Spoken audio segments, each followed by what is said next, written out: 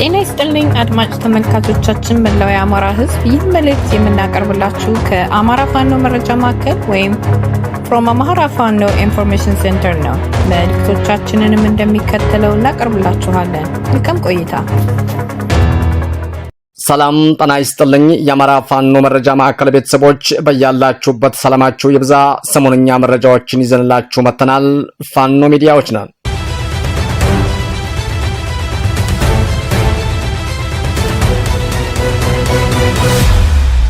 ከአማራ ፋኖ መረጃ ማዕከል የዕለቱን አንኳር የዜና ርዕሶችን በማስቀደም የዕለቱን ዜና እናሰማለን። ዕለተ ረቡዕ ሐምሌ 1 2018 ዓ.ም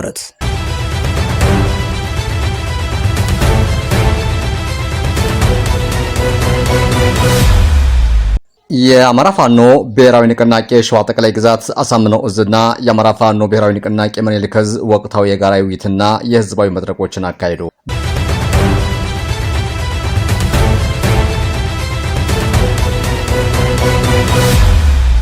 በወሎ ቤተ አማራ ቀጠና ጃማ ወረዳ የጀብደኛው ምኒልክ ዕዝ አካል የሆነው 105ኛ ኮር ሰፊ ህዝባዊ ውይይትም አደረገ። የራስ አበበ አረጋይ ክፍለ ጦር ልዩ ወታደራዊና የፖለቲካዊ አቅም ግንባታም ተሐድሶ መርሃ ግብር ማከናወነ።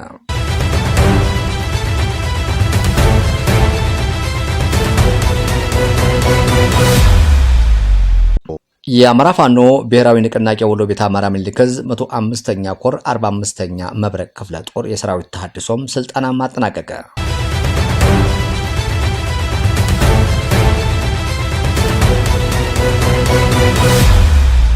ውድ የአማራ ፋኖ መረጃ ማዕከል አድማጮቻችንና ተመልካቾቻችን የዕለቱን ዝርዝር ዜናዎች በሚከተለው መልኩ ስለሚቀርቡ እንድትከታተሉን እንጋብዛለን።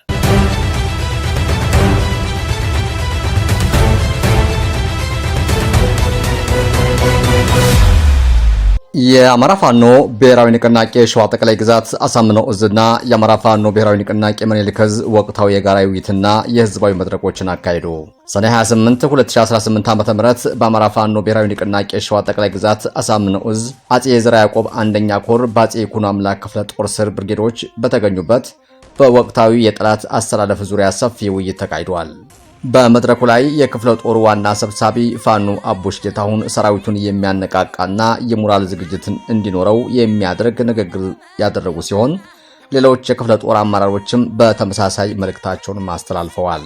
በዕለቱ የተገኙት የአማራ ፋኖ ብሔራዊ ንቅናቄ ሸዋ ጠቅላይ ግዛት አሳምነው እዝ ዘመቻ መሪ ፋኖ አሳልፍ ደስታ አባት አርበኛው የሰራዊቱ የኋላ ደጀን በመሆን ትግሉን በመደገፍና ማታገል እንዳለበት ገልጸዋል። ለዚህም ከወትሮ በተለየ ሁኔታ መዘጋጀት እንደሚገባም አሳስበዋል።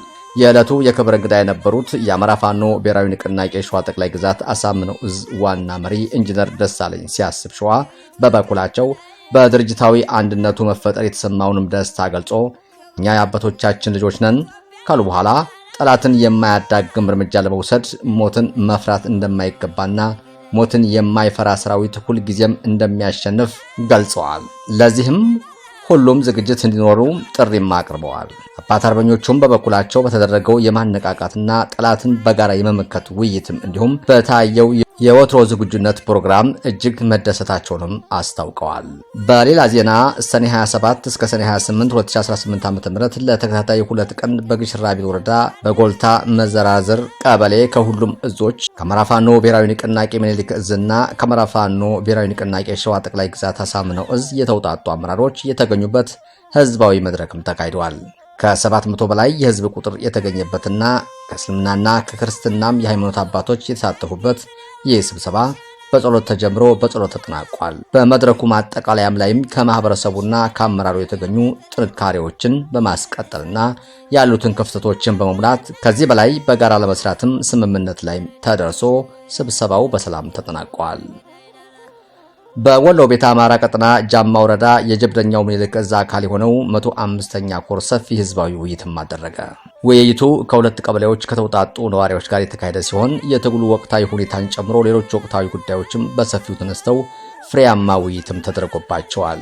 በአማራ ፋኖ ብሔራዊ ንቅናቄ ምኒልክ ዕዝ 105ኛ ኮር 33ኛ ክፍለ ጦር ሰኔ 28 2018 ዓ.ም በጃማ ወረዳ በቢለውና በየዶ ቀበሌዎች ላይ ሰፊ ህዝባዊ ውይይትም አካሂዷል። በጃማ ወረዳ ከቢለውና ከየዶ ቀበሌ የተወጣጡ ነዋሪዎች በተሳተፉበት በዚህ የውይይት መድረክ የፍትህ አሰጣጥን በተመለከተ፣ የቀበሌ መልካም አስተዳደርና ጸጥታን በተመለከተ፣ የወል መሬት ማስከበርን በተመለከተ በሰፊው ተነስቶ መፍትሄ አዘል ውይይት ተካሂዶባቸዋል። ከውይይቱ በኋላም አቅጣጫም ተሰጥቷል።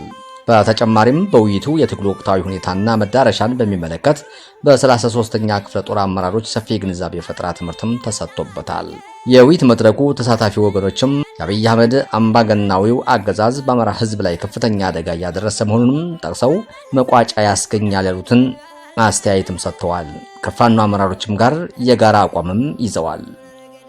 የራስ አበበ አረጋይ ክፍለ ጦር ልዩ ወታደራዊና የፖለቲካዊ አቅም ግንባታም ተሃድሶ መርሃ ግብር ማከናወነ።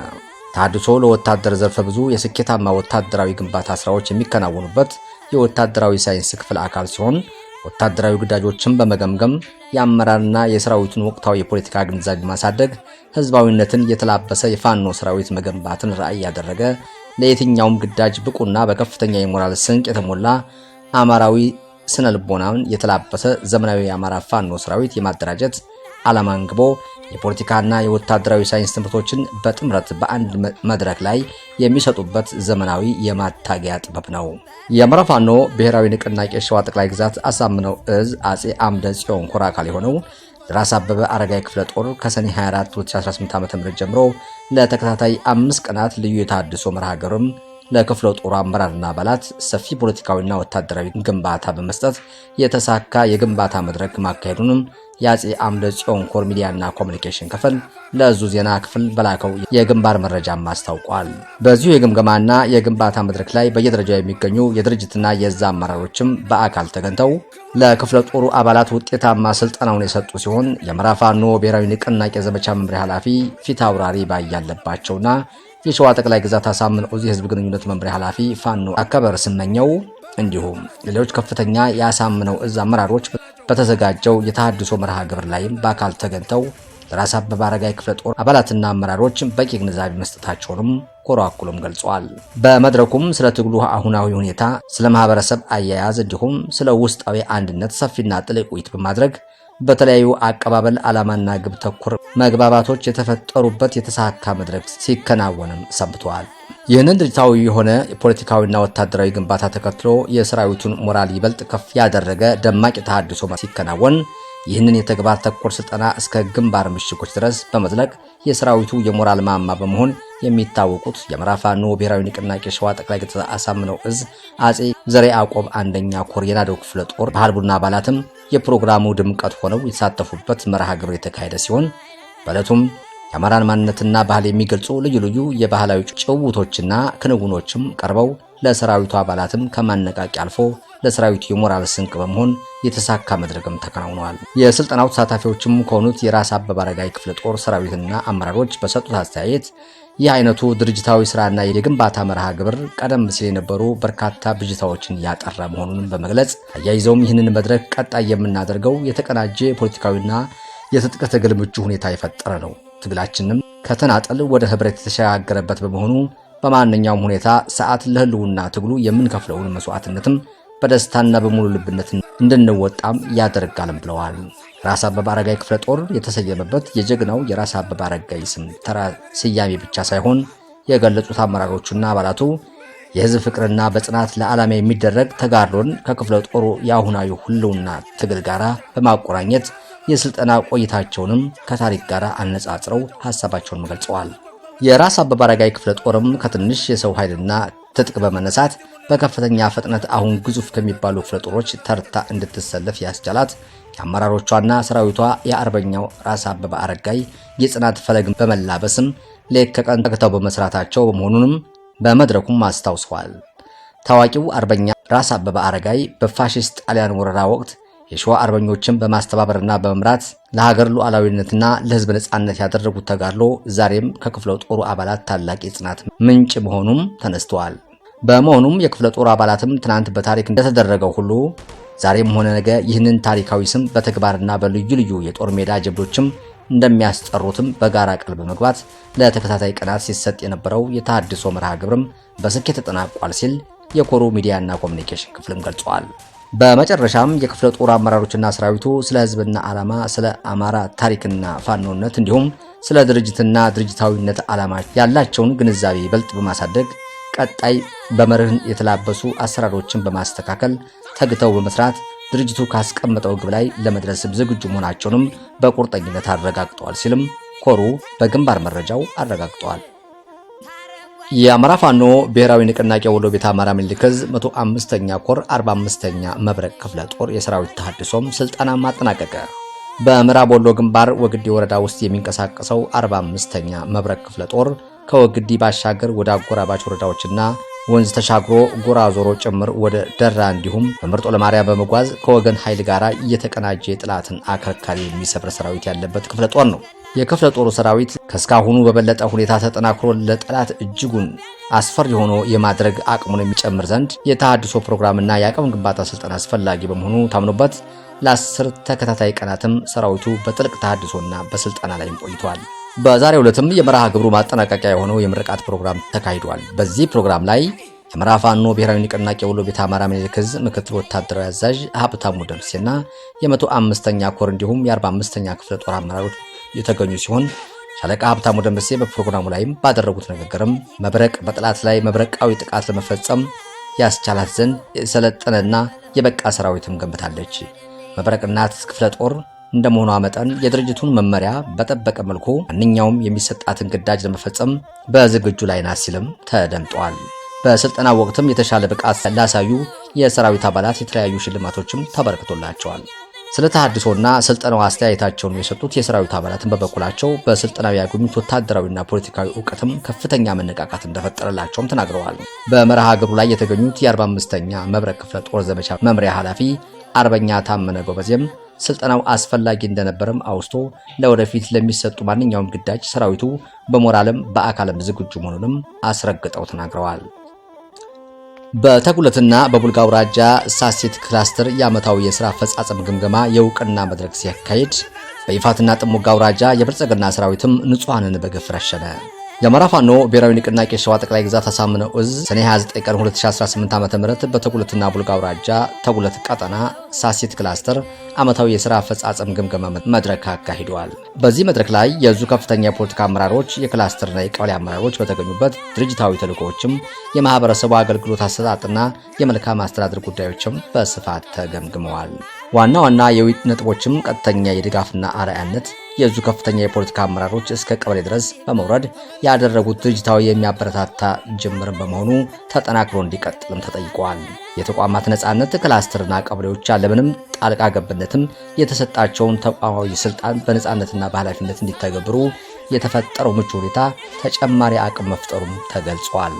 የተጣለባቸውን ህዝባዊና ድርጅታዊ ኃላፊነትም በተሻለ ሁኔታ ለተወጡ ቀበሌዎችና አመራሮችም የምስጋና የእውቅና ሽልማትም ተበርክቷል።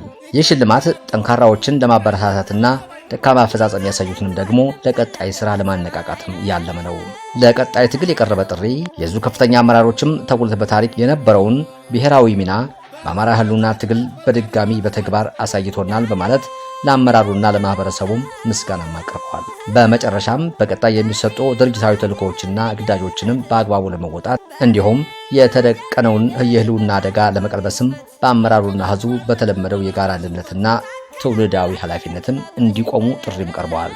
በሌላ ዜና ሰኔ 29 ቀን 2018 ዓ.ም የብልጽግና ሰራዊት በንጹሃን ደም ከመጨማለቁ ባለፈ የሰው ልጅም በአሰቃቂና በፍጹም አረመኔ በተሞላ ተግባርም አማራን እየተበቀለ ይገኛል። ይህ ድርጊት በይፋትና ጥሙጋ አውራጃ አርማንያ ቀበሌ የተፈጸመ ሲሆን የአርማንያ ቀበሌ ነዋሪ የሆነው አቶ ወንዳ ፍራሽ ንጉሴን በጨለማ 4 ሰዓት ላይ ከቤቱ አውጥተው ወደ ካምፕ በመውሰድ ለአንድ ቀን አሳድረው በማግስቱ አይኑን በማውለቅ እጁን በመቆራረጥ የገደሉ ሲሆን ከገደሉም በኋላም ሬሳውን ለህብረተሰቡ እንዳይሰጥ የከለከለ የዓለማችን አረመኔ ሆኗል።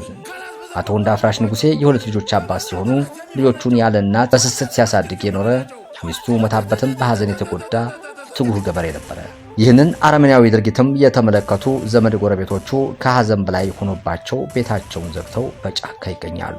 በሌላኛው ደግሞ ሰኔ 28 ቀን 2018 ዓ.ም በአንጾኪያ ገምዛ ክላስተር እንዲሁ አንድ ንጹህ ገበሬ በአገዛዙ ተረሽኗል።